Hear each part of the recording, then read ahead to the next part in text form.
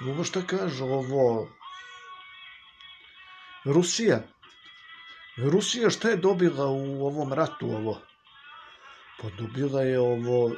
To je bila borba za gvožđe. To je bila ovo borba za gvožđe.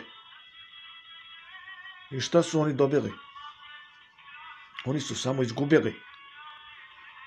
Znači dobili su na gvožđu, a izgubili su ovo... Koliko izgubila Rusija? 3 miliona ljudi izgubila u ratu sa Ukrajinom. A koliko je Ukrajina izgubila? U ovom ratu 20 pola je ovo otišlo za Evropu. Znači ovo 20 miliona je ovo za 2 godine otišlo u Evropu. 20 miliona je otišlo u Evropu.